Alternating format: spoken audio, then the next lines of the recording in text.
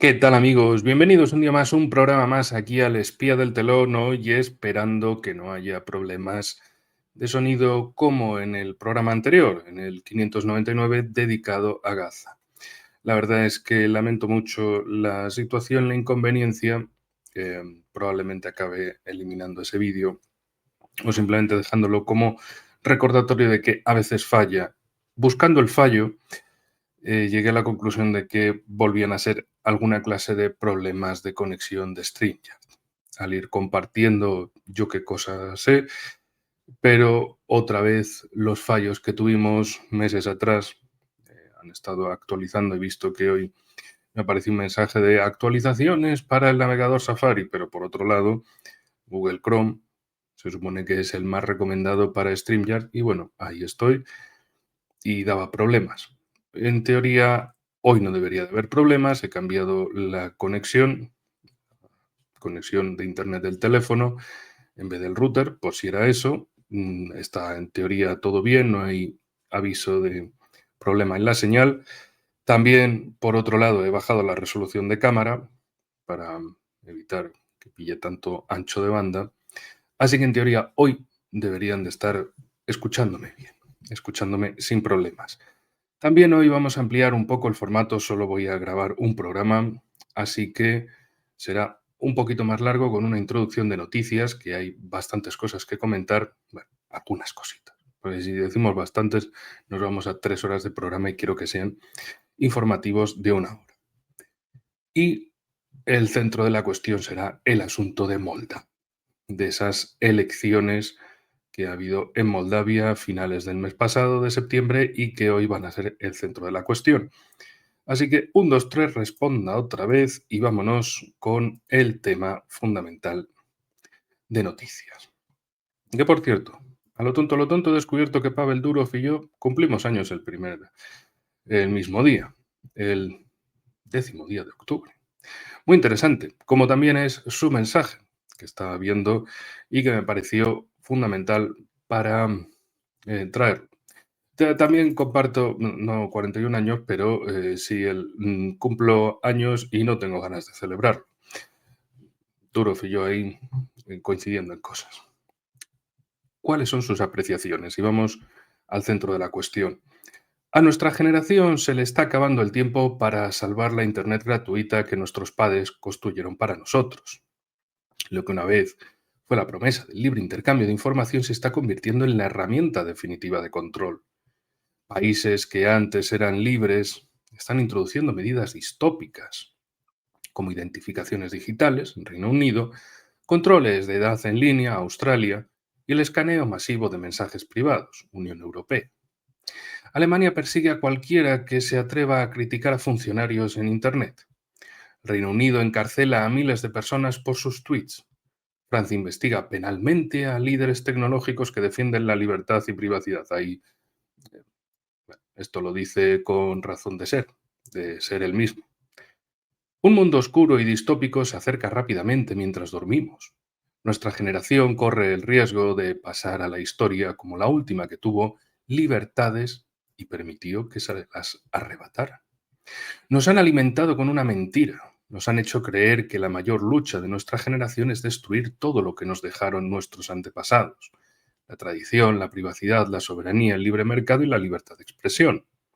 Al traicionar el legado de nuestros antepasados, nos hemos embarcado en un camino hacia la autodestrucción moral, intelectual, económica y, en última instancia, biológica. Así que no lo voy a celebrar hoy. Se me acaba el tiempo. Se nos acaba el tiempo. Pues sí, es verdad que se nos acaba el tiempo, aunque yo hoy lo he celebrado con turrón. Turrón peruano, que es el mes morado en Perú. Por cierto, felicidades Perú, si se puede considerar así, a tomar por culo la bruja del Comando Sur, Dina Boluarte. Al fin se acabó la bruja piruja. Veremos quién viene. Bueno, sí, ya hay, se supone, un personaje ya designado, aunque me contaron cosas de... Bueno, tiene cositas judiciales pendientes. Pero bueno, no, en otra ocasión hablaremos más de Perú. Lo más importante es que Dina Boluarte está fuera de combate y Bueno, Pedro Castillo, también el expresidente, también lanzó un mensaje como de, pues vuélvame a poner en el cargo. Es como, eh, sí, sí, pero tú no. O sea, vale, tenías razón, pero vuélvete a tu sitio, deja en paz. O sea, que ya, tu tiempo de presidente pasó, ya está. Nadie quiere que vuelvas tampoco. Cosas de la política peruana, donde también en el mismo día salió la noticia de que justo en un concierto de una banda así musical en el círculo militar también les tirotearon. La cosa está muy dura en Lima con esto de los chantajistas. Pero bien, es el mes morado, el mes del Cristo de los Milagros. Esperemos que por allá en Perú tengan algún milagro y que sea de buena naturaleza. Por cierto, hablando de cosas inesperadas que han sucedido, vamos a seguir con la ronda de noticias. Don Guillermo Rocafort nos dice, apoyemos a Trump en esta nueva y magnífica iniciativa de paz para España y saquemos a nuestra nación de la OTAN.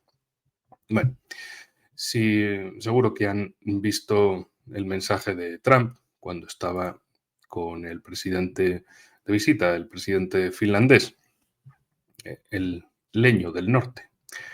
Vamos, porque básicamente es como un trozo de árbol que dejas ahí tirado y ya está. Muy pálido, muy inmóvil. Y, y ya. Y está para eso. Ni para decorar. Bueno, la cosa es que Trump dice, España debería ser expulsada de la OTAN. Bueno, a priori no se puede expulsar a ningún país de la OTAN, así porque sí, porque Trump lo diga. Por otro lado, es un mensaje que tiene diferentes perspectivas, ¿no? Entonces, ¿para qué la OTAN?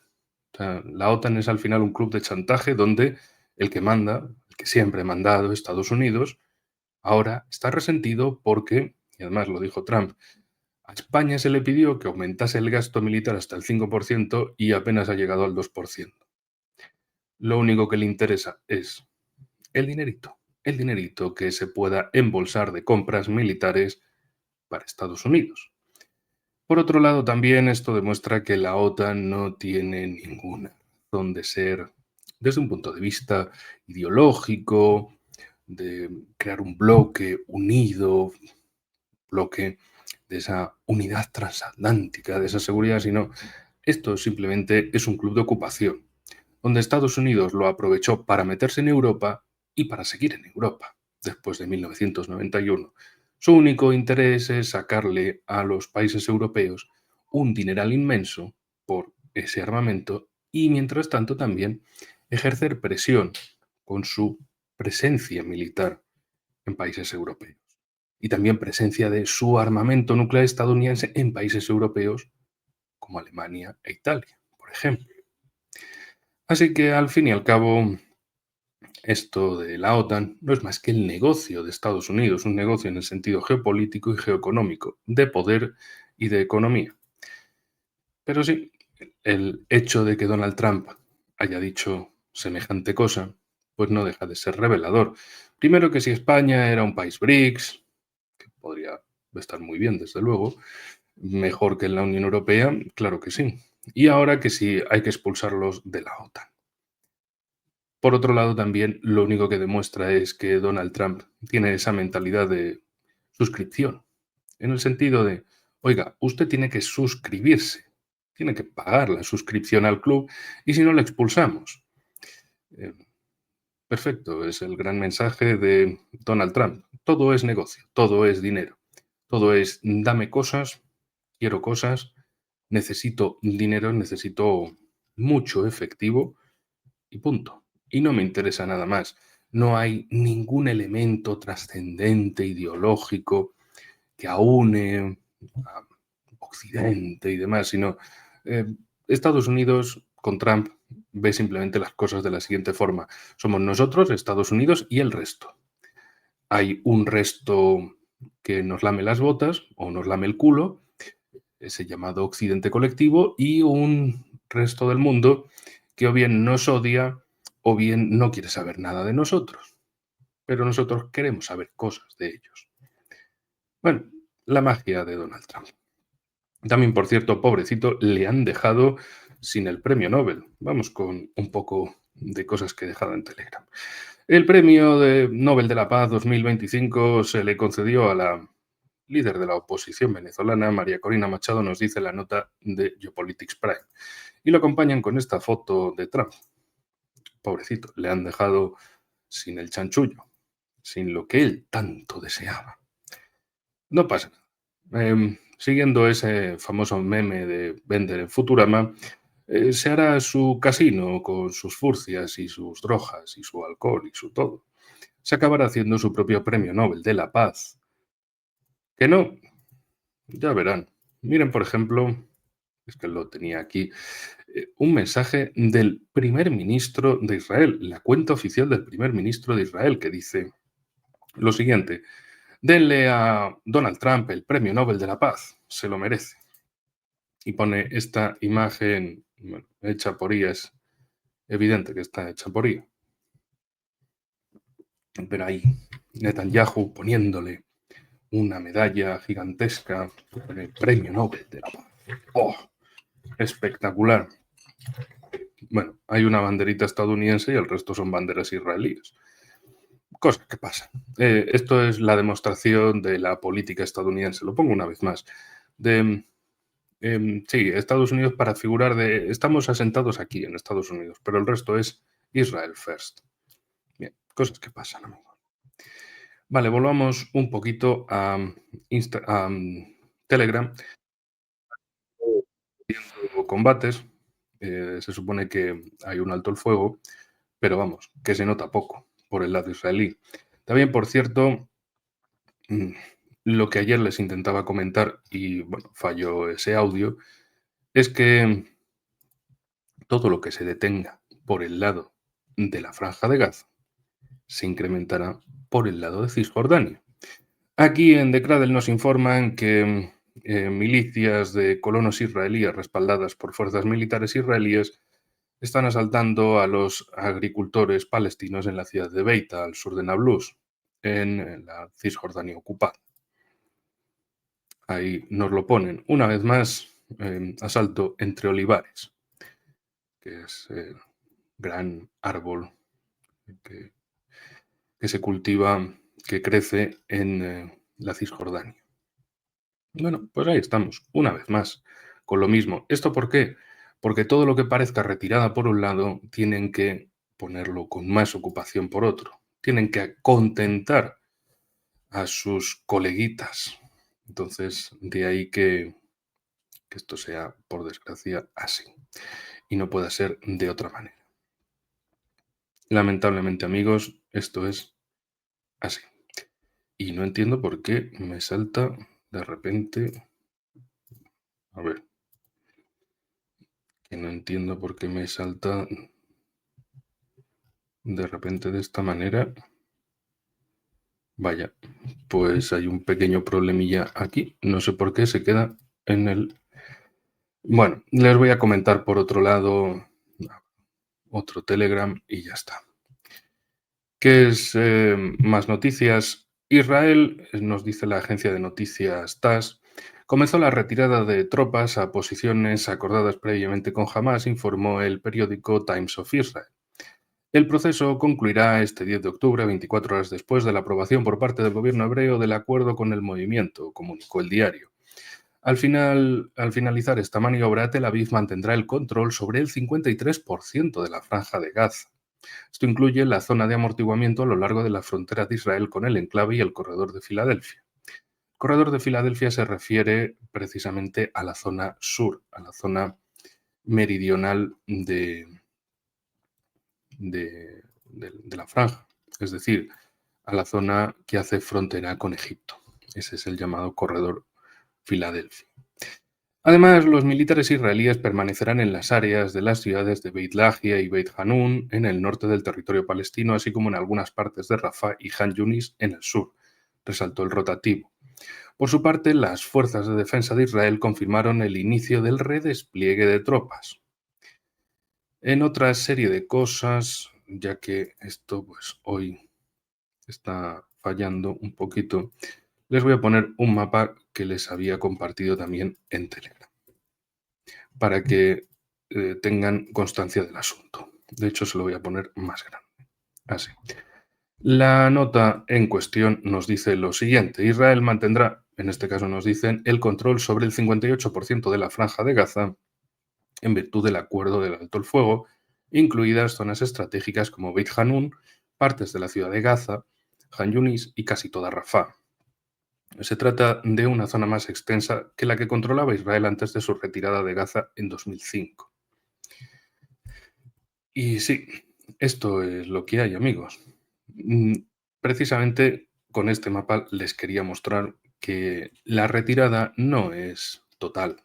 Algunos se han ilusionado mucho viendo vídeos al respecto de, oh, miren, observen, eh, se está yendo, a ver si ahora sí, si está volviendo la conexión. Perfecto, ahora sí. No sé por qué no había cargado bien. Aquí está la cuestión. Con Gaza, que ya habían visto, y también con el caso de Cisjordania y toda la serie de asentamientos en morado de colonos sionistas en Cisjordania. Bien, aquí la cuestión es que todos estos vídeos al respecto de mí se están yendo y todo esto, pues va a ser que no. Va a ser que no es una retirada total, es una retirada parcial y que se mantendrán en esta zona amarilla. Así que, bueno, retirada sí, pero tampoco tanto. Por cierto, alguien que ha sobrevivido a otro voto de censura es la presidenta de la Comisión Europea. Ursula von der Leyen ha resistido con firmeza dos nuevas mociones de censura en el Parlamento Europeo, ya que los legisladores rechazaron por abrumadora mayoría las impugnaciones tanto de la extrema derecha como de la extrema izquierda. Las mociones fueron rechazadas por amplio margen, con 378 votos en contra de la propuesta de la derecha y 383 en contra de la iniciativa de la izquierda. Este es el tercer intento fallido de destituir a von der Leyen en un año, lo que pone de relieve la fricción política que rodea su segundo mandato. A pesar de las críticas expresadas sobre su gestión de la política entre la Unión Europea y Rusia, la regulación digital y la centralización institucional, la presidenta de la Comisión mantiene un sólido respaldo de la mayoría centrista en el Parlamento. La supervivencia de von der Leyen refuerza la estabilidad ejecutiva de Bruselas en el periodo de crecientes amenazas geopolíticas y fragmentación interna. Sin embargo, los retos recurrentes apuntan a una resistencia persistente por parte de los extremos ideológicos en todo el bloque. Es una nota que viene de Rest Media, que me parece muy interesante. Y por cierto, José Gerí es el nuevo presidente de Perú y nos dice la agencia de noticias TASS que ejercerá su cargo como presidente interino hasta el 26 de julio de 2026, que es ya la fecha, bueno, creo que será por abril la primera ronda electoral, primera vuelta, etcétera, y al final la toma de posesión del nuevo presidente para julio del 26. También, por cierto, hay otros vídeos de Belumacta al respecto de la perspectiva de diferentes áreas de la Franja de Gaza con la susodicha destrucción y las fuerzas israelíes retirándose, pero no retirándose de golpe, saliendo de verdad, sino simplemente retirándose hacia esa línea amarilla. También, por cierto, hoy les compartía un ofertón del tío Tom, del mejor tío Tom, de Alberto Núñez Feijóo, el dirigente del Partido Popular en España, que dice: el problema no es España, España es un socio creíble, orgulloso y comprometido con la OTAN y lo seguiremos siendo. El problema es Sánchez, él no es de fiar, por eso no debe arrastrar al país. Nuestra nación no tiene que pagar su frivolidad y responsabilidad. Sabemos quiénes son nuestros aliados. España no saldrá de la OTAN, Sánchez saldrá de la Moncloa. Esto es al respecto de esos comentarios de Trump de que España tendría que ser expulsada de la OTAN. No pasa nada. Ya Feijóo sabe pocas cosas, pero las que sabe las sabe muy bien y sabe que tiene que ser el mejor tío Tom para que digan: venga, Sánchez ya nos ha cansado, vamos a intentar poner a otro.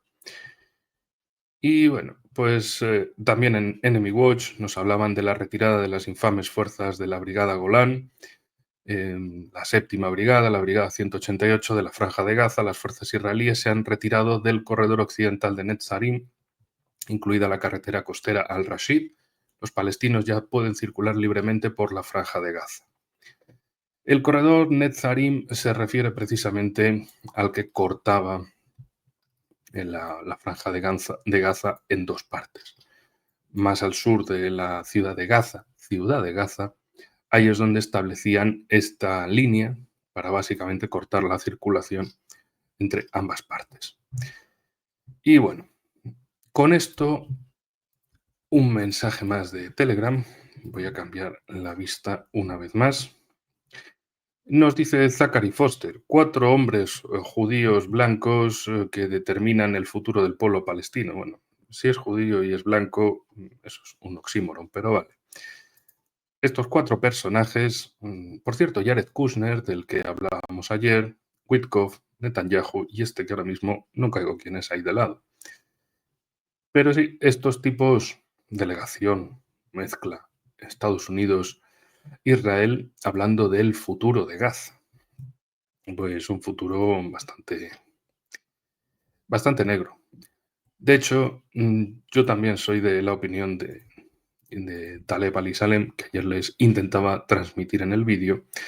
Dice, habrá tregua hasta que Israel reciba a sus prisioneros, después volverán las bombas y la destrucción. Netanyahu no puede vivir sin guerra, su gobierno se alimenta de ella. Pensar que ha llegado la paz es desconocer la naturaleza del sionismo. Efectivamente, es lo que ayer también les intentaba decir, a grandes rasgos. Los otros pequeños rasgos son todas las fallos de audio. Pero que en definitiva, un acuerdo de paz era un acuerdo temporal, por desgracia. Que los casos judiciales pendientes, tanto de antes de 7 de octubre de 2023, esas cosas que pasaron tan misteriosas el 7 de octubre, y no me refiero al ataque de Hamás sobre Israel, sino a la reacción de Netanyahu, si lo sabía, si no lo sabía, si se aplicó la doctrina Aníbal contra los propios israelíes, si fue negligente y permitió, por un lado, que se trasladase justo esa famosa fiesta, esa rave, a la zona donde sabían que los de Hamás iban a atacar, para que se los llevaran por delante, para que hubiera víctimas.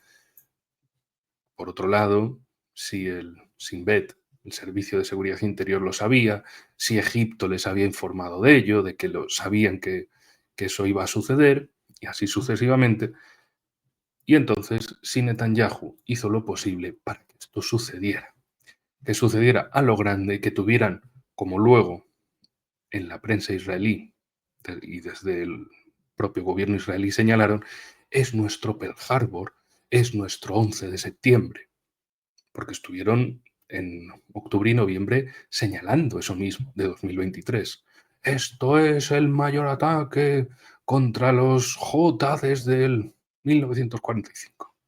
Esto es terrible, etc. Es nuestro Pearl Harbor, es nuestro 11S. ¿Para qué? Para que ahí se les permitiese actuar con todo el genocidio que han demostrado desempeñar. Pero ahora ya eso no cuela. La cuestión, y no hay que irse muy lejos, solo a principios de este año también hubo un acuerdo de paz. Y también Netanyahu lo hizo saltar a los 2 meses, por todos los aires. Porque necesitaba la escalada. Porque si se para la guerra, se reanudan todos sus casos judiciales pendientes de antes del 7 de octubre, las preguntas sobre el 7 de octubre y las cuestiones de crímenes después del 7 de octubre. Y eso él no quiere saber nada al respecto. Necesita la guerra para seguir en el poder. Y una y otra vez ha demostrado que si tiene que escalar la situación incluso atacando a Irán, a otro país, o atacando a aliados, a ese, ayer les comentaba una vez más ese término de importante aliado no miembro de la OTAN, Qatar.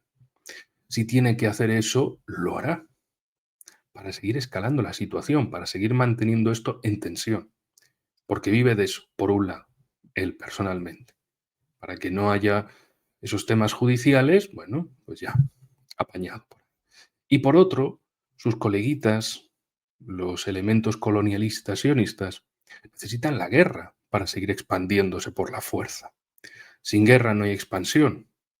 Y por otro lado está ese elemento escatológico sionista de que necesitan destruir la mezquita de Al-Aqsa, construir el tercer templo y que venga el Mesías, su Mesías, a salvarles y a ponerlos de el pueblo elegido que gobierne sobre el ganado mundial, en su visión.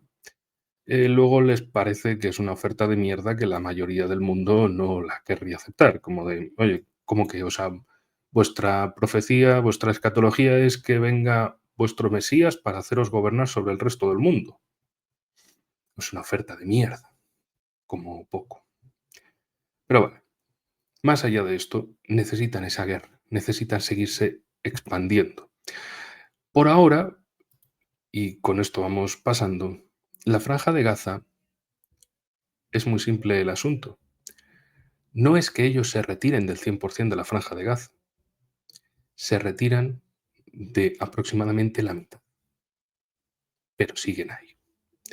Es decir, esto no va a ser nos retiramos de todo, no. Lo que ya han pillado se lo van a quedar.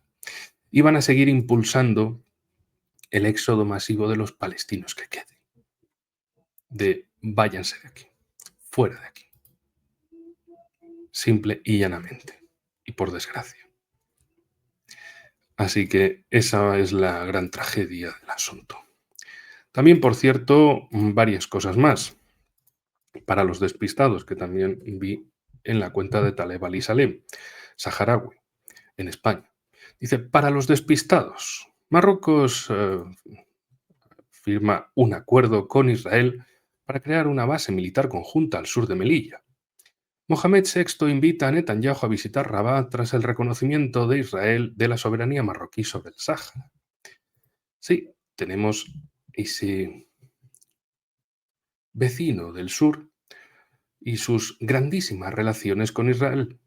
De hecho, también ayer les intentaba recordar entre los problemillas de audio que uno de los ministros del gabinete Netanyahu también decía, no, si yo me siento marroquí, mi abuelo era marroquí, nació en Marruecos, etc. Es decir, una y otra vez son muestras de esas relaciones tan intensas entre Israel y Marruecos. También les comentaba ayer que Marruecos, junto con Emiratos Árabes Unidos, como dos de los principales países que firmaron los acuerdos de normalización con Israel. En el caso de Emiratos Árabes Unidos, la importancia va orientada a todos los chanchullos que les he comentado en esta semana, por ejemplo, contra Yemen. Esos intentos de destruir Yemen, el Yemen de los hutíes, para seguir conquistando diferentes territorios en ese paso crucial entre la península arábiga y África. Bueno, y por otro lado, Marruecos como esa misma fórmula, pero en el norte de África. Frente a Argelia, frente a Mali, frente a Níger, a Burkina Faso, también frente a Rusia, que anda por esa zona del Sahel, y Marruecos representa una cabeza de puente fundamental para el Mediterráneo, para el Atlántico y para África. Mucho más importante desde un punto de vista geopolítico para ese eje Washington, Tel Aviv, Londres, que lo es España. Por eso, cualquier cosa que le suceda negativa a España, veremos cómo a nuestros aliados de Occidente les va a dar absolutamente igual. Incluso nos van a empujar si estamos al borde del abismo. Porque lo único que quieren es quitarnos de la historia. Y siempre lo han querido hacer. También contando con nuestros vecinos del norte, Francia. Y Marruecos representa una cabeza de puente mucho más fuerte e importante para un continente que está en juego, que es África. Mientras que Europa parece ya un pequeño continente tomado plenamente. Hay algún disidente por ahí en Europa Central, que sí, cosas en Serbia, en Hungría, en Eslovaquia. Pero como son países pequeñitos, pocos millones de personas, nada que comparar con uno de los continentes más grandes del mundo, que es África, con todos los recursos naturales que hay ahí y que quiere Estados Unidos Israel, Reino Unido, Francia. Así que sí, desde un punto de vista utilitario representa mucho más. También, por cierto, otra cosa más de estas relaciones, y es la siguiente: se reafirma y se refuerza la alianza Marruecos-Israel. El director general de Seguridad Nacional marroquí, Abdelatif Timouchi, recibió este lunes en Rabat al inspector general de policía de Israel, Jacob Shabti. Nada más y nada menos. Más relaciones entre unos y otros. También, por cierto, aprovecho para recomendarles el artículo de nuestro estimado colega Carlos Sánchez. Hoy aviso que mi análisis de esta semana en Brownstone es largo, pero considero muy necesario poner a tanto estafador en su sitio. La hermandad musulmana y el sionismo sangriento del Likud son una unidad de destino, dos caras de la misma moneda. La hermandad musulmana, de ahí han salido grupos como Hamas, y el Likud es el partido de Netanyahu. Y bueno, para que lo vean por aquí, la falsa paz, Hamas, Netanyahu y la unidad de propósito. Cuando cese el ruido de las bombas en Gaza, el gobierno genocida de Israel seguirá fabricando nuevas excusas propiciatorias para ejecutar la última fase de su plan de control definitivo. Esas son las cosas, amigos. ¿Por qué? Pues precisamente por la cosita que tiene aquí Netanyahu de ese nuevo Oriente Medio, de esa conexión desde India, Oriente Medio, Europa, que transformase al Estado de Israel de un pequeñito Estado en un punto fundamental del tránsito comercial y energético entre Oriente y Occidente. Y de paso, llevarse por delante a la Franja de Gaza para quedarse con más territorio y con ese mar adyacente a Gaza, donde hay gas. Explotarlo, tener más territorio, tener más espacio marítimo, quitarse un problema al sur, un flanco sur. Es decir, si vemos un mapa, les voy a poner ahora un poquito de mapa. Sí, me estoy extendiendo bastante con la introducción, ya vamos más de media hora, pero lo siento, quería que fuera así para recuperar el programa de ayer. Si el Estado de Israel, por ejemplo, elimina ese problema suyo de la Franja de Gaza, de repente solo tendría que acabar con los enclaves palestinos en Cisjordania. Como digo, siempre han buscado de, oye, Egipto, venga, quédatelos, te los mando, te los regalo, yo te pago por ellos si quieres y tal. Eso lo hemos hablado muchas veces aquí en el canal de 2 millones, mira, aquí soltamos fajos de billetes y total, si no paga Israel, paga Estados Unidos, el contribuyente americano, paga el contribuyente europeo. Si es que aquí pagar nosotros llamamos a Bruselas, a Washington, decimos, tanto, vale. Y ya no, viene el dinerito. Si es que aquí lo que queremos es que estos 2 millones de tipos os los quedéis. También, por cierto, en el programa de ayer comentaba en uno de los artículos la cuestión de Erdogan, de Turquía. ¿Qué pinta aquí en todo esto? Y es muy importante destacar lo siguiente. Erdogan quiere meterse en este acuerdo de paz, quiere ser parte de ello. Como siempre, en esa idea turca de quiéreme, ódiame, pero sobre todo, necesítame, colega. Necesítame para algo. Y en ese sentido, la cuestión para Turquía es, vale, me meto en el acuerdo, pero que en esa normalización nos quedamos con líderes de Hamas y de otras facciones de la resistencia palestina, nos los quedamos en Turquía, lo que comentaban en uno de los artículos dedicado a Erdogan, vale, pero hay cierto miedo en Ankara porque dicen, hombre, es que, a ver, Israel ha atacado Qatar, que está más lejos que Turquía, y ha atacado Qatar teniendo en cuenta que está la mayor base, bueno, la base central del CENTCOM, del Comando Central de Estados Unidos, la base aérea de Al-Udeid. A ellos les ha atacado ahí. Turquía es parte de la OTAN. No es que sea un importante aliado no miembro de la OTAN, como el caso de Qatar. Turquía es un miembro de la OTAN. y tiene bases estadounidenses. Em, ¿Y qué? ¿Esto para qué puede servir el asunto? Para que Israel tenga un motivo plausible por el cual atacar Turquía, todo en medio, evidentemente, de la política interna de Turquía, donde cada vez más ha aumentado la represión contra la oposición, intentando dejar fuera de juego de cualquier excusa, de cualquier forma, de cualquier motivo al partido de la oposición, al CHP, y entonces se puede encontrar con la situación de, vale, traemos líderes de la resistencia palestina, decimos que estamos haciendo un nuevo Oriente Medio, eso a alguno le debería erizar las orejas, debería poner orejas de elfo para escuchar mejor la situación y, y arquear cejas también. El tema es, ¿y si se trae Turquía a esos líderes o miembros también de la resistencia palestina, más allá de líderes, se van a quedar quietitos? ¿Se van a quedar sentaditos ahí en Turquía comiendo un kebab y otras cosas turcas, tomándose una Irán tranquilamente? ¿Y en qué parte? ¿Se los van a llevar a Ankara, a la capital? Bueno, se los van a llevar a Estambul, a la ciudad más poblada, donde van a estar en el continente europeo. ¿Y cuáles van a ser las relaciones con otros grupos de otra diáspora, digamos, islámica en Europa? Otros grupos en Turquía. O alguna clase de reactivación de mezcla entre grupos kurdos y grupos palestinos en Turquía. Ahí es meterse un gran problema para Erdogan dentro de su propio país.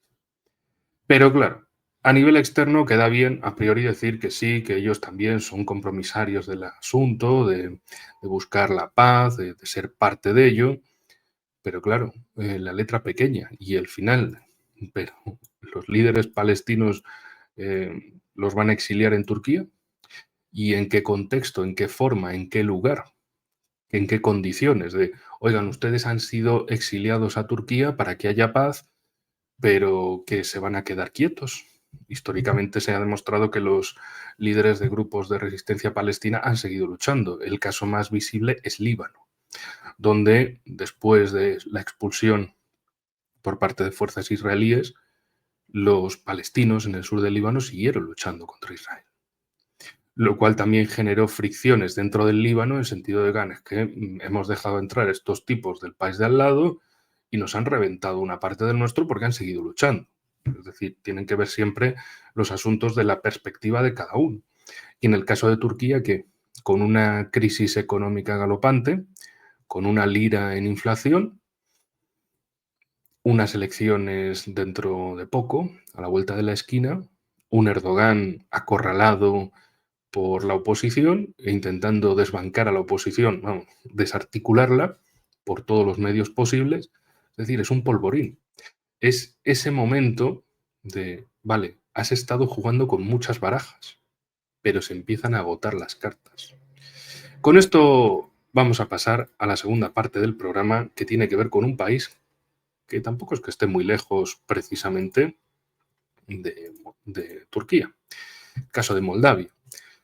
Les traigo una traducción doble, un artículo que también se lo dejaré, se lo habré dejado, si lo están viendo desde más en el futuro, en la página de publicaciones, en la pestaña de publicaciones del canal de YouTube y también en Telegram. Bien. Moldavia. Elecciones fraudulentas para legitimar un belicismo antipopular. Ya saben que se han celebrado elecciones hace poco. Bueno, tanto en este otoño de 2025 como en el anterior de 2024 se han celebrado elecciones. El año pasado eran las presidenciales, en este año han sido las parlamentarias. Unas elecciones marcadas básicamente por eliminar a los medios de comunicación y partidos políticos de la competencia al PAS, al partido de Maya Sandu. Ya está Rodolfo por aquí contando cosas también, dice, se anima mucho. Le hablo de Moldavia y se anima mucho. Le entra un qué sé yo, que no sé qué te digo, dice, empieza a soltar improperios en idioma gatuno. La cuestión, también Maya Sandu, como ha sido presentada una vez más en Twitter, lo veía, Ursula von der Leyen poniéndola como el epítome de la democracia y todo eso, dices, bueno, sí, te cargas a la oposición y dices que eres demócrata, vale. Y ni aun cargándote tantos partidos de la oposición ha conseguido esa mayoría tan ansiada. Ha conseguido una raspadita. Igual que el año pasado de, no, sí, ha ganado Sandu por el 50, poquito por ciento. Una victoria esplendorosa, espectacular, es una mayoría absoluta descomunal. Un momento, por favor.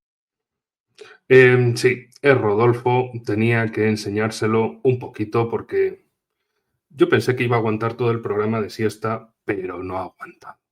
Así que, Rodolfo, di algo. Di algo, venga, que te voy a sacar para afuera. Bueno, ya, un momentito. Ya, Rodolfo está fuera de la cancha. Lo bueno de los vídeos así grabados es que le puedo dar a la pausa y ya está. Y apañado. No hay problemas de continuidad. Bien, en estos dos artículos hay uno de United World International y otro de Catego, que nos hablan precisamente de estos resultados de las elecciones y de cómo una y otra vez se muestra que Moldavia, ¿por qué? Por el lugar donde se encuentra. En la frontera principalmente con Ucrania, la frontera más larga es con Ucrania, sin contar, claro, la parte de Transnistria, que ahora hablaremos más de ello, y por el otro lado, hacia el oeste y suroeste, está la frontera con Rumanía.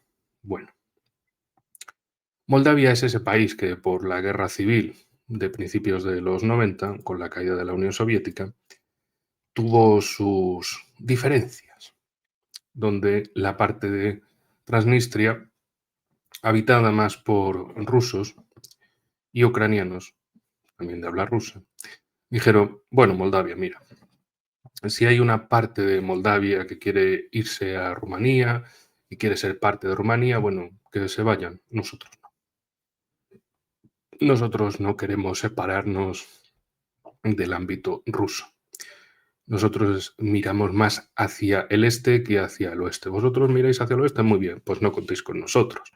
Y ahí se produjo el choque de las nuevas fuerzas del nuevo gobierno contra la separación de Transnistria.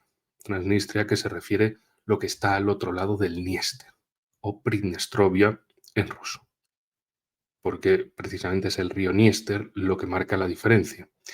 Es muy interesante siempre recordar que esa franja históricamente había estado más en el lado ruso que en el lado occidental en general, de diferentes periodos. Precisamente los rusos ese territorio se lo sacaron al Imperio Otomano, que es también un detalle muy importante. Es decir, los rusos liberaron tanto Moldavia, Rumanía, Bulgaria y otros países de los Balcanes del yugo turco otomano. Eso como recordatorio para que algunos, cuando en estos países digan, no, es que Rusia, opresión, etc. Rusia os quitó a los otomanos de encima. Recordadlo. Si sois un país europeo y cristiano, es precisamente por Rusia.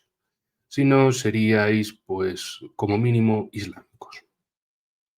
Así que, si os enorgullece tanto vuestra identidad actual, es gracias a Rusia que existe. Más allá de eso, la cuestión de Transnistria sigue ahí como remanente.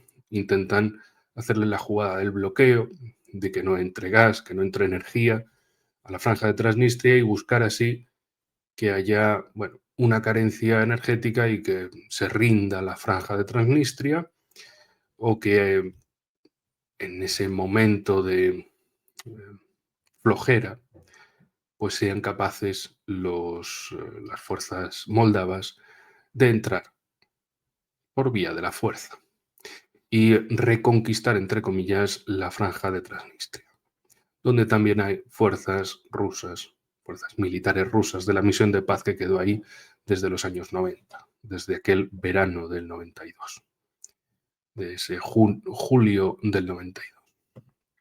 Bien, con esto lo que tenemos es ese escenario de Moldavia no importa en absoluto en un sentido de integración europea, integración en la OTAN, sino es un complemento al proxy ucraniano. Si Ucrania es ese pretendido ariete contra Rusia, Moldavia que sea un aliciente adicional en la retaguardia. En retaguardia continental y también en proximidad marítima. Si bien es cierto que Moldavia, bueno, tiene una en Giurgulesti, al sur, tiene 600 metros de playa, eh, de acceso al río Danubio, pero creo que es el kilómetro 130 y algo desde la desembocadura. O sea, tiene salida, pero tampoco es tan fácil. Mejor eso que nada, desde luego. Pero aún le queda mucho tramo de río desde Giurgulesti al sur de Moldavia hasta la costa, hasta el Mar Negro. Mar Negro donde Rumanía, Bulgaria y la ciudad de Odessa son los puntos clave. Son esa búsqueda de ese teatro de operaciones marítimo para disputarle a Rusia en el Mar Negro. Y por otro lado, Moldavia como ese apoyo interno, ese apoyo territorial y también la idea de a través de Moldavia le podremos hacer una derrota estratégica a Rusia si les quitamos Transnistria. Lo que en estos casos digo, ya, ustedes quieren qué cosa, matar a los soldados rusos que hay ahí, eh, hacerlos prisioneros, humillarlos y esperar que Rusia no reaccione, o esperar que Rusia lance una cantidad exageradísima de misiles para defender ese enclave. Es decir, simplemente utilizar a los moldavos como más carne de cañón para que se dediquen a parar balas y misiles con el pecho, como le han hecho a los ucranianos. Bueno, son cosas que pasan, amigos, cosas que pasan. Y cuando los criminales de guerra actúan de esta manera, pues todo es mueve peones. La línea de los peones es la línea de los desechables. Es la gran desgracia. Seguimos. En artículo. Primero, la victoria de Occidente en Moldavia. Este artículo de United World International. Elecciones y resultados.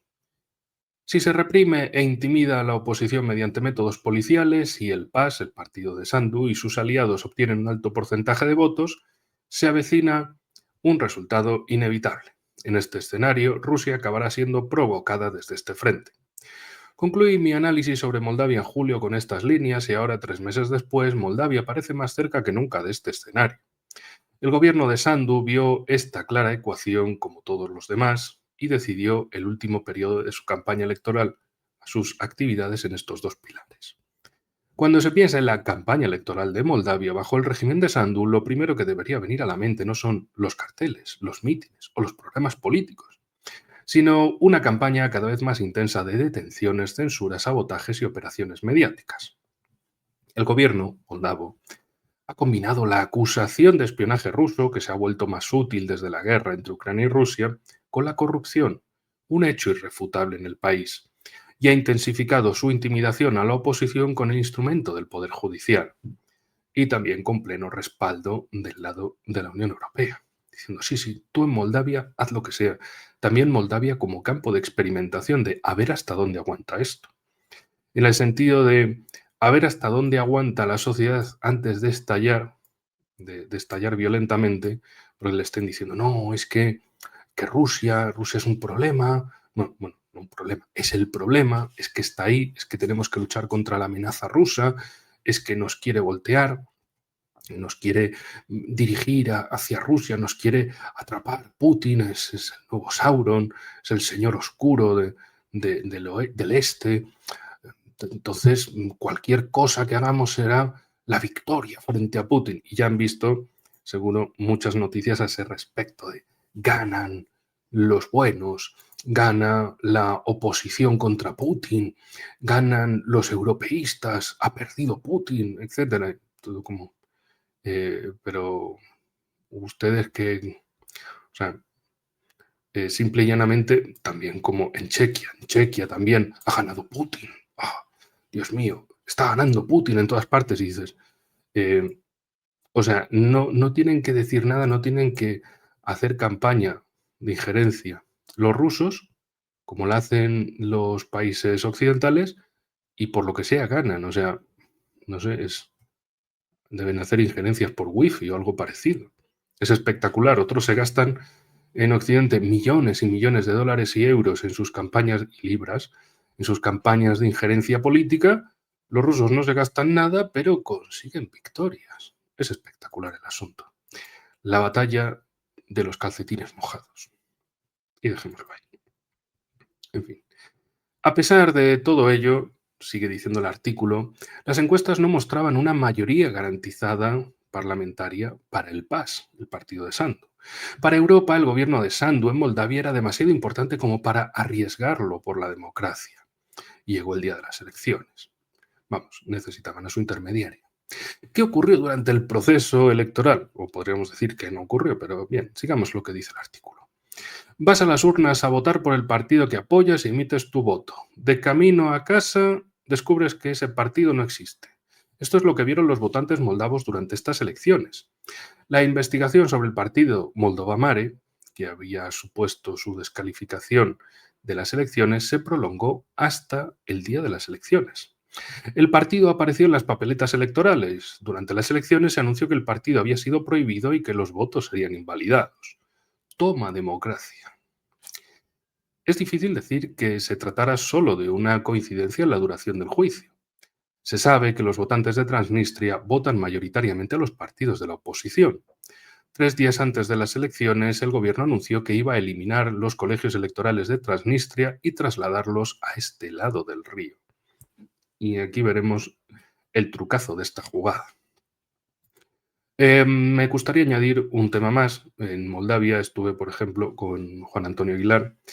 Estuvimos, bueno, detenidos primero y después con pase libre para observar la segunda ronda de las elecciones presidenciales en 2020.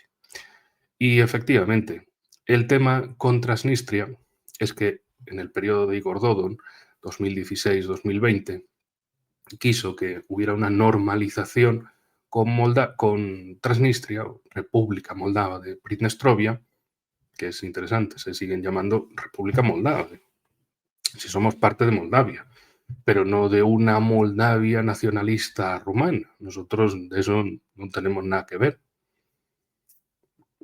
Y entonces en ese proceso de normalización, pues había que darles el voto y que fueran parte de una nueva Moldavia en paz. Claro, ¿qué pasaba? Que los moldavos de Transnistria son principalmente de esa vieja escuela, de esa vieja escuela de partido socialista, como Igor Dodon, pero no de socialista tipo Sánchez en España, tipo Pedro Sánchez o Scholz de socialdemocracia en Alemania y tal. No, no. Estos son de vieja escuela al estilo soviético.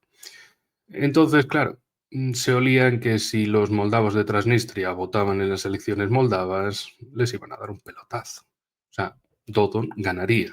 Entonces hicieron lo posible ya en esa campaña para que hubiera carruseles de votos en los consulados moldavos en Europa y así, pues, las gallinas que entran por muchas más gallinas de las que salen. Es decir, que entran los de Transnistria, bueno, pues hay que sacar muchos más por el lado europeo. Y ahí es cuando Maya Sandu entra en el poder. Le consiguen hacer semejante camita de votos. En que tanto en 2024 las presidenciales como este año en 2025 también pasaron cosas con los votantes moldavos en Moscú, por ejemplo, donde ni se llevaron tantas papeletas como votantes, ni hubo colegios electorales suficientes. ¿Para qué? Para que no fuera un fraude tan evidente, sino simplemente, bueno, pues no llegaron las papeletas, ya ves tú, pues un problema logístico, etcétera. O sea, no es mala intención, problemillas, que no llegaron los votos, que tuvieron que hacer cola, bueno, pero ya se acabaron las elecciones, bueno, pero hay más gente, bueno, pero ya se terminó, haber venido antes, buscar ese tipo de cosas. Sigamos con la cuestión de Transnistria y los colegios electorales. La ubicación de los nuevos colegios electorales también se mantuvo en incertidumbre durante un tiempo. Irónicamente, uno de los puentes que conecta una orilla del río con la otra se cerró por razones de seguridad, mientras que los 7 restantes estaban en reparación el día de las elecciones, lo cual provocó largas colas. Tan pronto como terminaron las elecciones, finalizaron las obras de construcción de esos puentes, lo cual a mí no me pilla por sorpresa. Precisamente en aquellas elecciones de 2020 pasó cosa parecida, pero con disturbios. Se llevaron activistas a la frontera para generar problemas, porque también esos moldavos de Transnistria tenían que ir a votar de Transnistria, de su lado del río, al lado moldavo. Y a partir de ahí se montaron disturbios precisamente para atacar a los autobuses de votantes del otro lado y que así, pues, como mínimo se mostrase como de que los problemáticos son ellos, aunque en realidad sean los atacados. Pero intentaron mostrarlo en la prensa como eh, esos son malos, atacantes, no sé qué. No, no, pero si sois vosotros los que habéis ido a atacarles a ellos. Y en este caso lo mismo. No, bueno, o sea, si podían votar ya, pero es que no han podido cruzar. Pues no llegaron las urnas, no llegaron las papeletas, no había colegios suficientes, pues no había paso porque había obras de repente. Patata. El efecto decisivo de la diáspora moldava en las elecciones es un hecho bien conocido. En estas elecciones el destino volvió a cambiar gracias a los votantes del partido gobernante que fueron llevados a los colegios electorales casi a pie. Para los ciudadanos moldavos que viven en Rusia, más de 300.000, solo se abrieron colegios electorales en 2 lugares de Moscú. Mientras tanto, en las ciudades europeas donde suelen vivir los votantes progubernamentales, se abrieron docenas de colegios electorales en diferentes ciudades. También cuantos más colegios electorales, más dispersión y más facilidad para que haya metiditas de urna por sorpresa. O como se suele decir, cogidas por sorpresa. Las ONG respaldadas por Occidente, tanto en Moldavia como en el extranjero, también facilitaron la votación en zonas donde el electorado gobernante es fuerte. En la región, en la región de Gagaucia, donde el gobierno solo pudo obtener el 3,19% de los votos, se volvieron a producir fallos técnicos y electrónicos, así como largas colas. Incluso las misiones de observadores internacionales de las elecciones moldavas, cuya tarea principal era verificar el compromiso de Moldavia con la democracia, plantearon objeciones. Bueno, eh, objeciones que planteasen culos que se limpiaron con esas objeciones, por otro lado. Estoy convencido de ello. Chris Said, jefe de la Delegación de la Paz de la Asamblea Parlamentaria Consejo de Europa, afirmó: los votantes tenían una amplia variedad de opciones, pero la inclusividad se vio afectada. Algunos pueden haberse desanimado por la retirada de los candidatos en el último momento y los constantes obstáculos a los que se enfrentaron los votantes de la orilla izquierda del Dniester, de Transnistria. Hacemos un llamamiento a todas las instituciones para que protejan el pluralismo y la participación equitativa de modo que la voz de todos los ciudadanos sea escuchada en las futuras elecciones. Y alguien después hizo raca raca. Bueno, muy bien. Sí, lo haremos. En el futuro. Nunca. Es lo del vuelva mañana. Ya he vuelto. No, no. Mañana, de la semana que viene. Ah, ya, o sea, nunca. Como señala Paula Cardoso de la delegación de la OSCE, aunque los votantes tenían alternativas políticas reales entre las que elegir, algunos de los requisitos de elegibilidad de los candidatos eran excesivamente onerosos y vagos. Al mismo tiempo, la decisión de declarar inelegibles a 2 partidos en los últimos días de campaña limitó su derecho a un recurso efectivo. Las disputas electorales se gestionaron en general de manera eficiente, pero algunas decisiones judiciales ofrecieron interpretaciones diferentes de la nueva legislación que afecta a la elegibilidad de los partidos. También, por cierto, una cosa más que les había comentado en septiembre, en otro artículo sobre Moldavia que les había traducido, y es la siguiente jugada. El Tribunal Constitucional, que es fundamental para verificar y aprobar resultados electorales o decisiones electorales pasó a estar controlado por exmiembros del gobierno de Sandu o coleguitas suyos. Entonces, cualquier problema electoral iba a ir a un tribunal amigo de la presidenta. Iba a decir, sí, sí, ¿esto beneficia a Sandu? Sí, pues está bien. ¿La perjudica? A tomar vientos. Y luego Maduro, las actas, Venezuela roba las elecciones. Bueno, pues Europa está robando elecciones a más no poder o intentando robarlas al máximo y ya ves, como para dar como para dar lecciones en elecciones.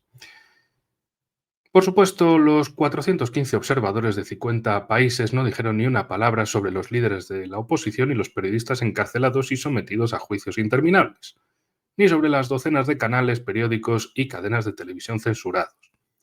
La seguridad de los colegios electorales en el extranjero era un completo misterio. Y de ese misterio no se refiere a Rey Misterio, a ese famoso luchador de mexicano. No. Ese Rey Misterio se trata de, para que el fraude sea mejor, misterios y de repente votos. Y de repente hemos ganado. Nos hemos quitado la oposición, hemos perseguido a dirigentes políticos, partidos políticos, medios de comunicación, periodistas, los hemos quitado del juego. Donde están los nichos de votos más plausibles de la oposición, Moscú, Transnistria, Gagauzia, les hacemos lo posible para que esos votos ni se emitan o si se han emitido, pues intentemos que no cuenten. Y a pesar de todo eso, ha conseguido una victoria pírrica, a pesar de todo eso. Claro, desde la Unión Europea dice, no, es el partido más votado, lo ha conseguido, tal. Sí, después de fusilar jurídicamente, con un sesgo legal descomunal, se ha cargado a la oposición y luego, claro, sí, hemos ganado. Ya te has cargado a la oposición y luego presumes de haber ganado. Bien, la magia. Y no del cine, precisamente. Más recientemente, como declaró Pavel Durov, propietario de Telegram, los servicios de inteligencia moldavos y franceses pidieron a Durov que cerrara los canales de comunicación de la oposición en Moldavia. Y aunque algunos de ellos fueron cerrados, Durov se negó a cerrar los canales de la oposición que no contradecían las normas de Telegram, según su propia declaración. Que ese también fue el otro escandalazo. No, claro, es que son canales de desinformación, es que es injerencia rusa, no, es que eso tenéis que eliminarlo, etc. ¿Y si es injerencia europea, qué? Eso no cuenta. No, es la lucha por la democracia, la libertad de las instituciones. Ya es. En otras palabras, Europa hizo todo lo posible para ayudar a Sandu a ganar con todos sus servicios de inteligencia y herramientas de la sociedad civil. Como resultado, el PAS se aseguró la mayoría parlamentaria. ¿Qué muestran los resultados de las elecciones? En las elecciones, que se completaron con una tasa de participación del 52,2% según la distribución de votos dentro del país, el total de votos de la oposición superó el 44% y del gobierno con un 49%. Perdón, disculpen. 44% del gobierno y el total de votos de la oposición el 49%. Cuando se incluyeron los colegios electorales extranjeros, la cuota de votos del gobierno aumentó al 50,2% y el gobierno ganó las elecciones. Ahí está el trucazo de magia. Igual que el año pasado. 50,2% el año pasado, no sé si era el 50,14 o 50,15%. O sea, una cosa que dices es victoria por la mínima. Pero claro, no, es victoria. ¿Qué pasó? 44% gobierno, 49% oposición. Meten los colegios electorales extranjeros, Europa, ahora ya, hemos ganado. Pero un poquito, mételes un poquito y que es 50, algo, ya es victoria, ya es mayoría absoluta. Hala, listo. El partido gobernante PAS obtuvo 55 de los 101 escaños del Parlamento. Los diputados del PAS decidieron continuar como independientes tras las elecciones, mientras que los diputados de la oposición obtuvieron el resto. Solo 4.109 de los 278.000 votos emitidos en el extranjero fueron emitidos por ciudadanos moldavos en Rusia. El resto procedían de otros países como Turquía, China y la India, pero la gran mayoría procedían de Europa, Estados Unidos y Canadá. En otras palabras, el PAS, el partido de Sandu, obtuvo una media del 80% de los votos. Es decir, el 80% de estos 278.000 votos emitidos en el extranjero fueron en favor del PAS. Trucazo.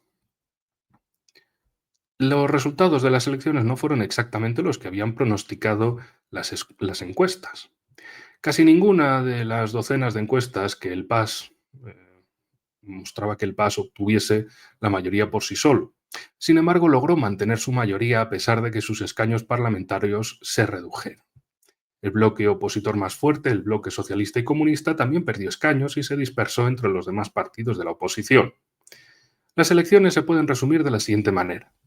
El bloque socialista-comunista ha conservado sus votantes, que tradicionalmente están vinculados a Rusia y mantienen lazos ideológicos, familiares y lingüísticos, pero tiene problemas para diversificar su electorado. El bloque alternativo, liderado por el alcalde de Chisinau, Zeban, y Stoyanoglu, candidato en las anteriores elecciones presidenciales, obtuvo alrededor del 8% de los votos.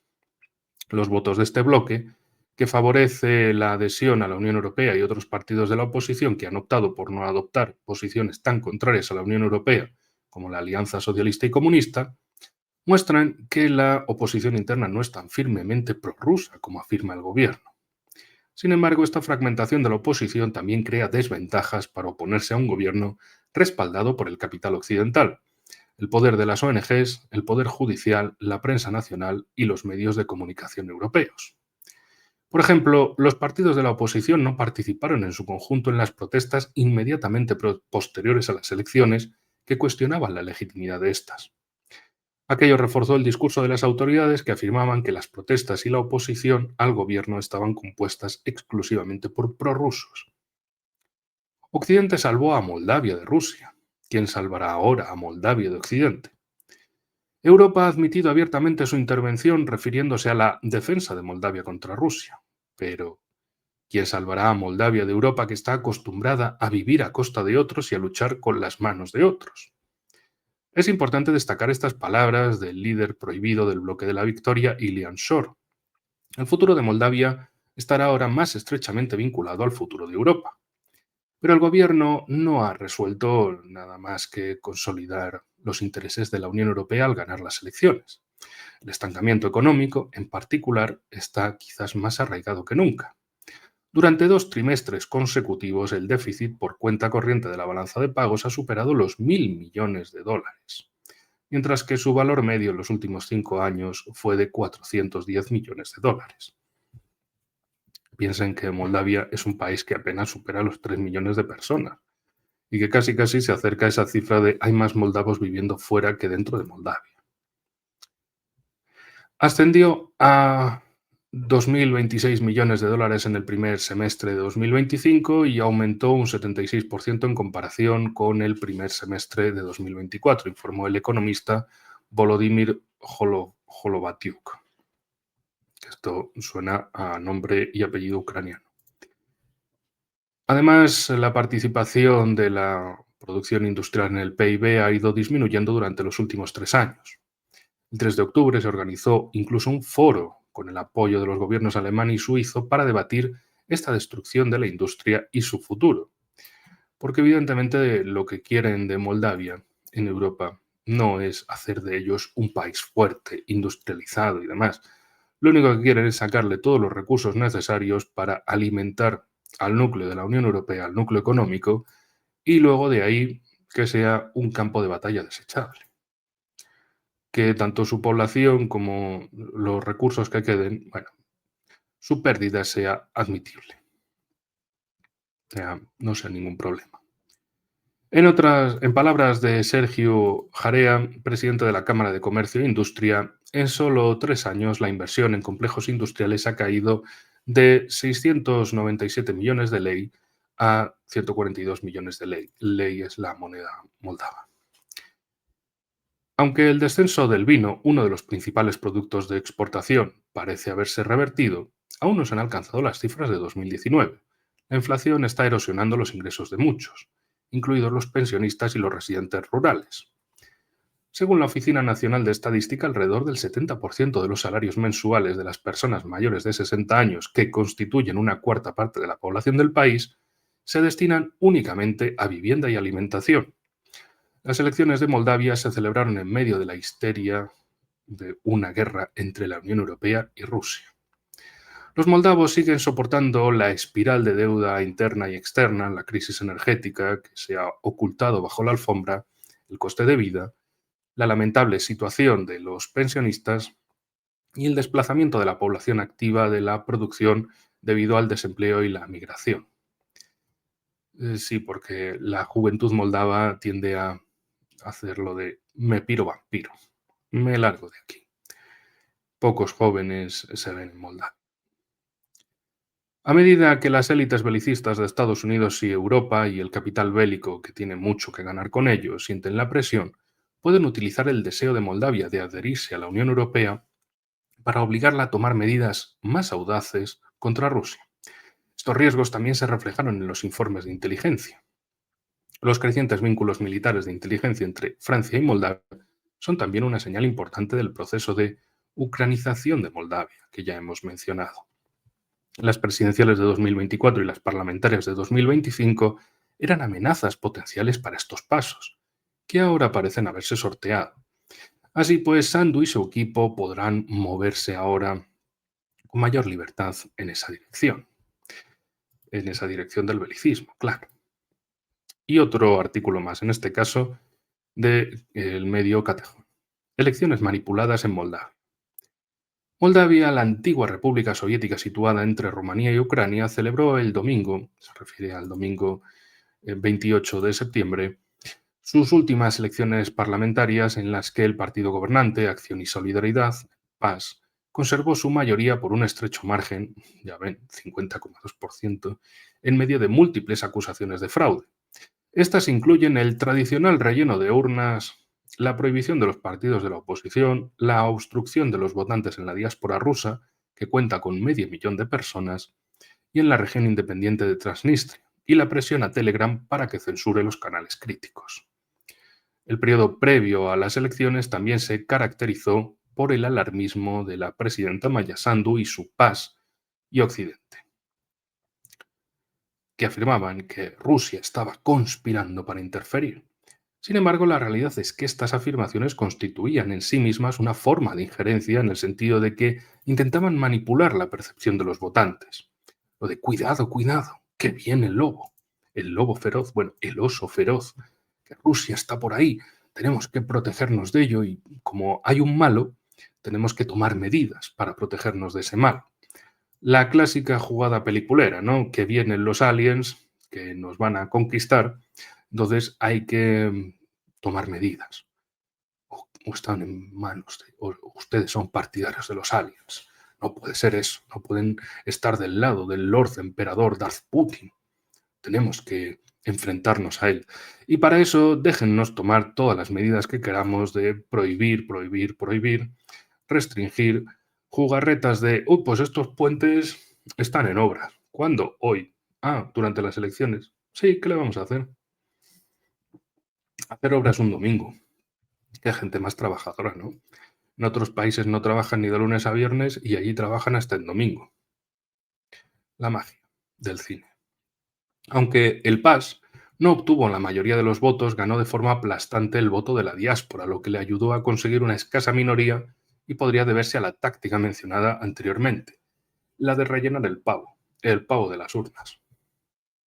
Quienes han seguido la situación de Moldavia y Rumanía desde el otoño pasado probablemente hayan tenido una sensación de déjà vu, ya que los métodos utilizados para manipular el resultado en las últimas elecciones parlamentarias también se emplearon en el anterior referéndum de Moldavia sobre la Unión Europea, en sus 2 rondas presidenciales y en las 3 presidenciales de Rumanía.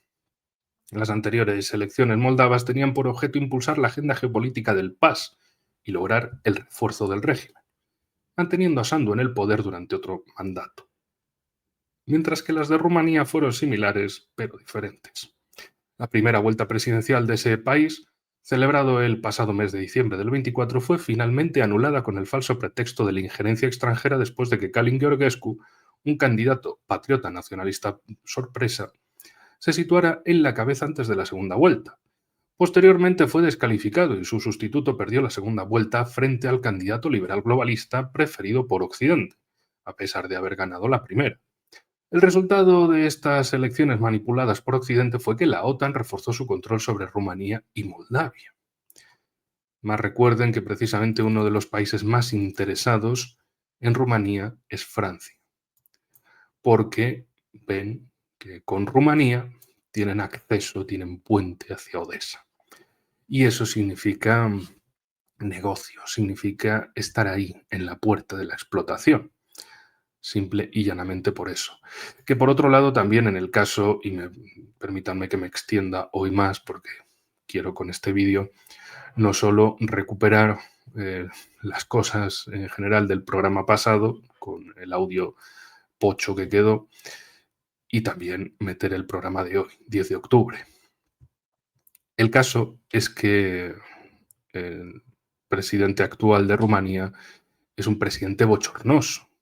Es decir, es un tipo que a lo mejor para la burocracia, para decir, mira lo que simpático es, ay que se pone nervioso el nene, ay que tiene así el síndrome del no sé qué o del no sé cuál, y como que se pone nervioso en público, Nicu Sordán y tal. Es que lo que dais es pena. No es que deis compasión o comprensión, es que lo que dais es pena. Es que simple y llanamente ponéis a candidatos penosos en todas partes. Penosos, patéticos, que no van acorde precisamente de un sentir rumano, en este caso. Y sobre todo, una cosa fundamental, tanto en la cuestión moldava como rumana, como de otras. Ponéis a candidatos blandengues para permitir la existencia de una guerra, mientras que aplastáis o intentáis aplastar a las opciones patrióticas. Es decir, aquellos candidatos que apelan a ese sector, que sí estarían dispuestos a luchar hasta la muerte por su país, a esos los aplastáis, los margináis, los llamáis incluso prorrusos, a los que estarían dispuestos verdaderamente a defender su propio país. Mientras que queréis poner a candidatos blandengues de ese ámbito liberal progresista, globalista, pensando que son vuestros mejores candidatos, pero su público no está dispuesto a morir por nada, mucho menos a morir por sus propios países o por los países donde nacieron. Entonces, ¿quién coño va a ir a la guerra? Esa es la gran pregunta que uno se hace constantemente.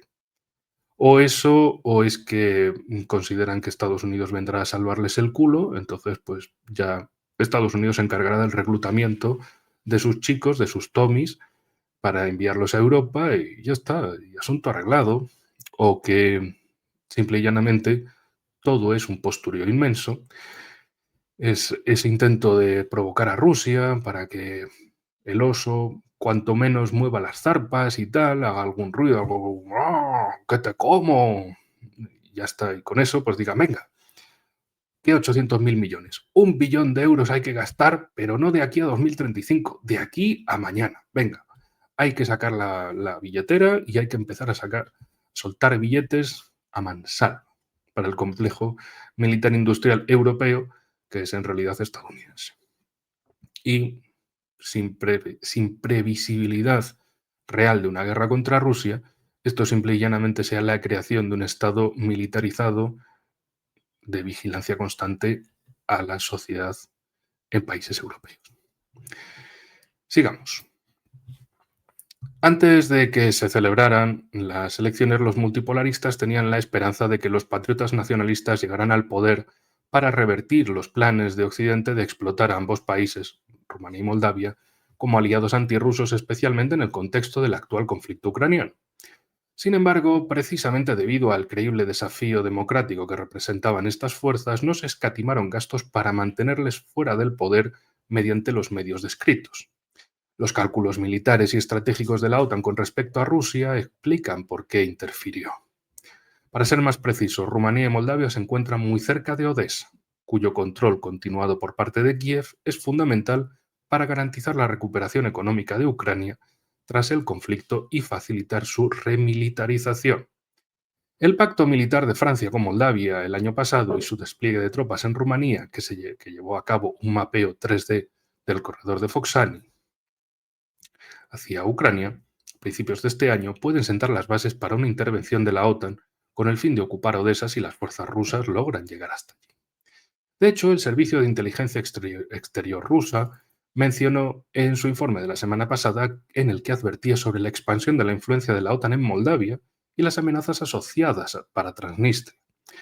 Fuerzas británicas y francesas ya se encuentran en Odessa, lo que podría preceder a una invasión de esa república independiente.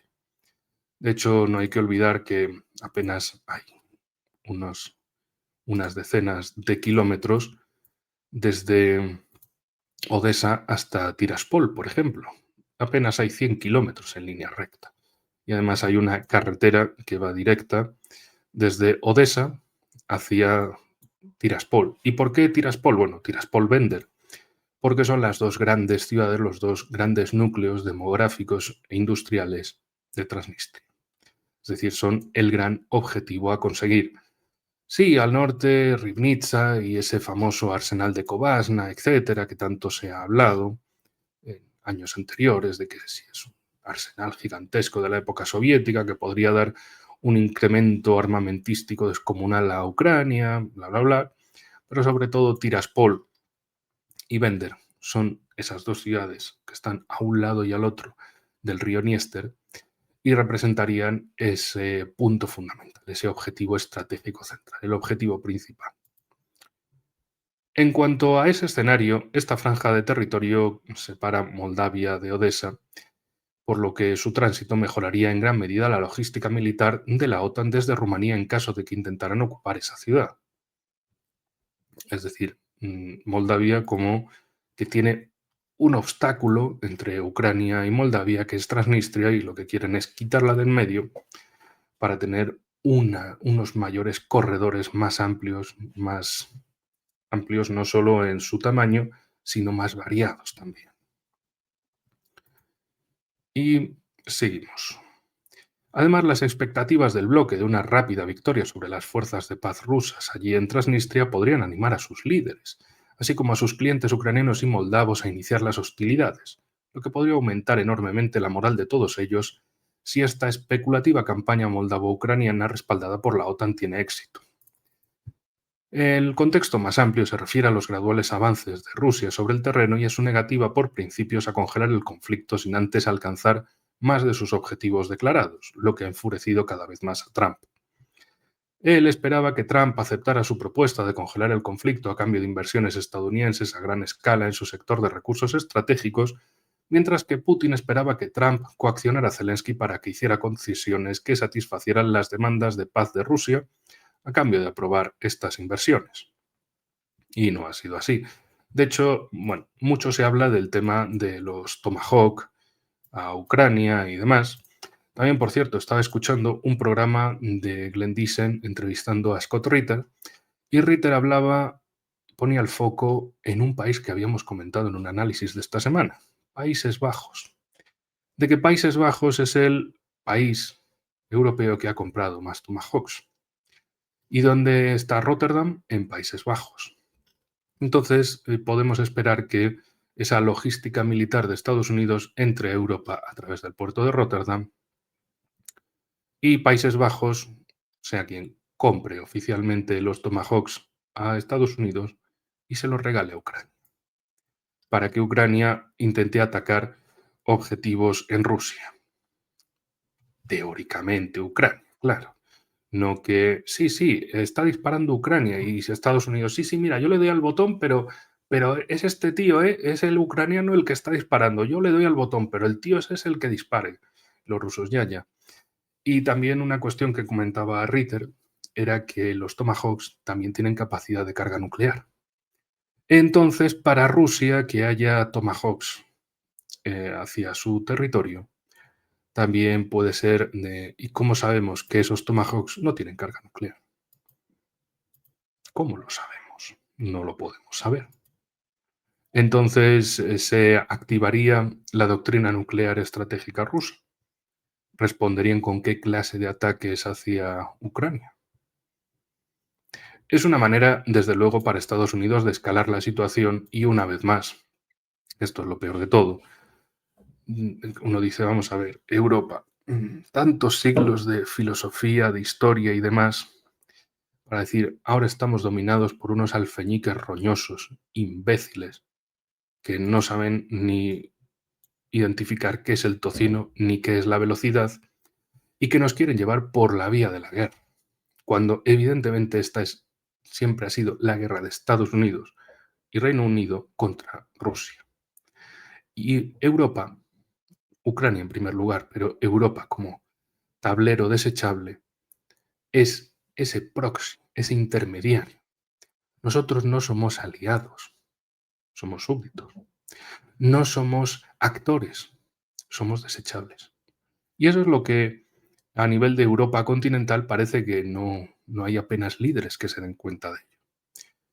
Que la guerra es la guerra de Washington y Londres contra Rusia, por cuestiones geopolíticas. Por cuestiones de Rusia existe y eso no nos gusta.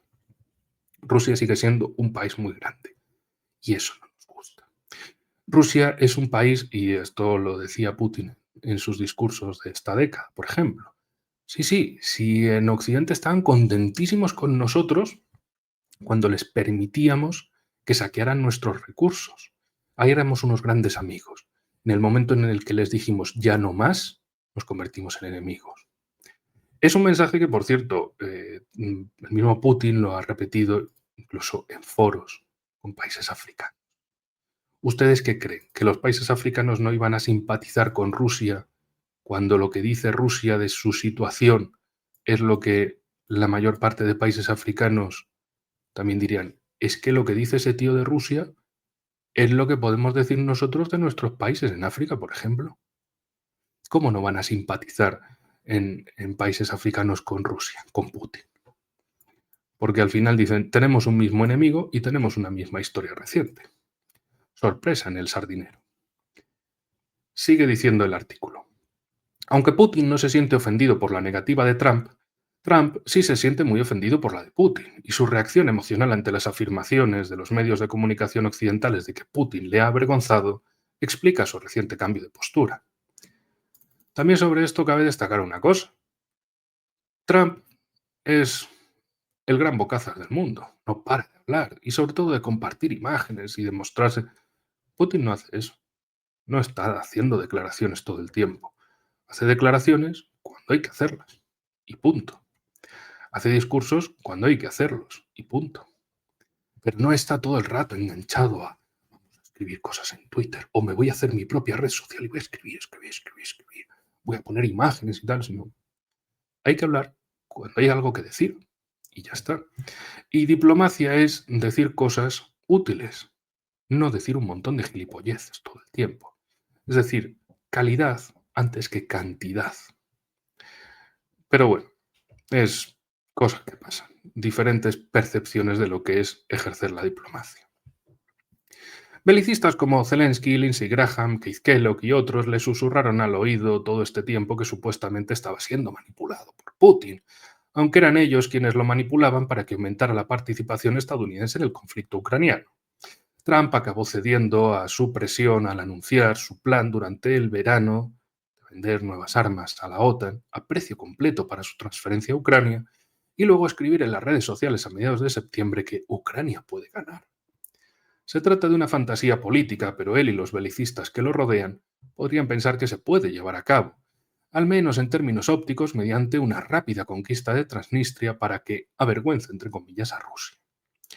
Mientras la OTAN, en este contexto Rumanía, Francia y o el Reino Unido, nos enfrenta a las fuerzas de paz rusas allí, es posible que no esperen que Rusia tome represalias contra ellos si son las tropas ucranianas y moldavas las que lo hacen, ya que Ucrania y Rusia llevan más de 3 años y medio en este conflicto.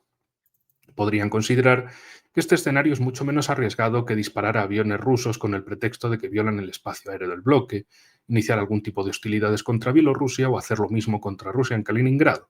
3 acciones que podrían conllevar una mayor probabilidad de represalias directas por parte de Rusia.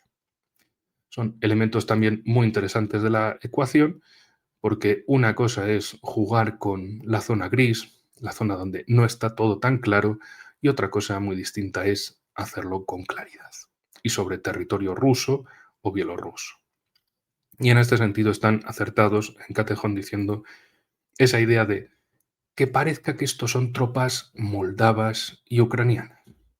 No son parte de la OTAN, no son parte de ese marco OTAN ni Unión Europea, entonces que los rusos y su puñetero legalismo del que tanto he hablado, pues no les disparen a él.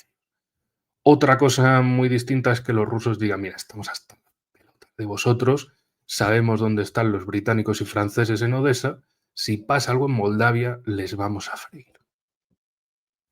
Y de ustedes, y esto también sería totalmente lógico en ese sentido, ustedes nos atacan de forma proxy, de forma intermediada en Transnistria.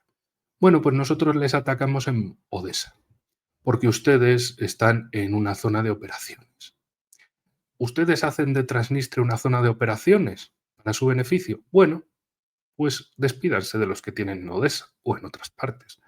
Sería un golpe muy interesante. Aunque algunos miembros podrían desearlo para intentar arrastrar a Trump a una escalada de la misión, con la esperanza de que un enfrentamiento nuclear pudiese llevar a concesiones rusas, es posible que Trump no esté de acuerdo. Claro, los chihuahuas bálticos y demás estaban deseosos de vamos a derribar aviones rusos en el cielo de países europeos, en el espacio aéreo, vamos. Lo de la violinización del supuesto espacio aéreo de Estonia por parte de 3 interceptores rusos. Eso tomarlo simple y llanamente como pretexto para decir, la próxima vez que pase un avión militar ruso por ahí, lo derribamos. Ya está. No hay ningún corredor intermedio ni nada parecido. Cualquier cosa que pase, lo derribamos. Y con esas, dejar a Kaliningrado sin contacto. También es, en definitiva, forzar a que Rusia, en un contexto así, digan, bueno, si estáis derribando aviones, podremos tomar medidas para derribar también los vuestros o simple y llanamente para hacer aplastamiento en el corredor de Suwałki. Si queréis jugar con la guerra, pues vamos con la guerra. Y tomar territorio lituano y ahí ser, entre comillas, bastante pulcros, dejar Polonia de un lado, decir, no, vamos a hacer, aunque Suwałki está en Polonia, se llama así el corredor de Suwałki, pero decir, bueno, vamos a arrollar parte de Lituania y listo, ustedes hacen una cosa, nosotros hacemos otra, e igualmente esto representa escaladas. Podría sentirse más cómodo Trump autorizando la ayuda de la OTAN en materia de armamento, logística e inteligencia a Ucrania y Moldavia si invaden Transnistria. El precedente establecido por la decisión de Rusia de no tomar represalias contra la OTAN por proporcionar la misma ayuda a Ucrania durante su invasión de la región de Kursk podría haber convencido a Trump de que Rusia no tomará represalias directas si la OTAN hace lo mismo con Transnistria. A diferencia de Kursk, Transnistria no forma parte de Rusia, por lo que podrían esperar que la respuesta de Putin no sea más dura. Aunque sí, es verdad que no tomó represalias contra la OTAN, sí que se aseguraron de que no salieran muchos de Kursk. Y de hecho, entre grandes grupos de soldados invasores caídos estaban mercenarios polacos. Cositas. Transnistria, y ya con esto terminamos, es el último obstáculo para racionalizar la logística militar de la OTAN en Odessa tras la exitosa injerencia de Occidente en las elecciones moldavas, rumanas y de nuevo moldavas, 2024-2025. Por lo tanto, su eliminación como entidad política independiente de facto bajo la protección de Rusia se considera una de las máximas prioridades del bloque por la razón práctica antes mencionada, pero también por razones simbólicas. La capacidad de Rusia para impedirlo y su respuesta en caso de no poder hacerlo determinarán la dinámica de su guerra indirecta con la OTAN. Hasta aquí llegamos con el programa de hoy, amigos. Espero que les haya gustado. Hora y media de programa, hoy más largo de lo habitual. En este sentido, para recuperar el programa de ayer, espero que ahora sí el audio haya estado bien, he estado revisando y no ha puesto problemas de conexión. Así que amigos, nos vamos, pero volveremos con mucho más y si Dios quiere, mañana hasta incluso con un directo. Espero que me dé tiempo para ello. Nos vemos muy pronto con mucho más y mucho mejor. Cuídense también. por la cuenta y la falta que nos hace. Hasta la próxima, amigos.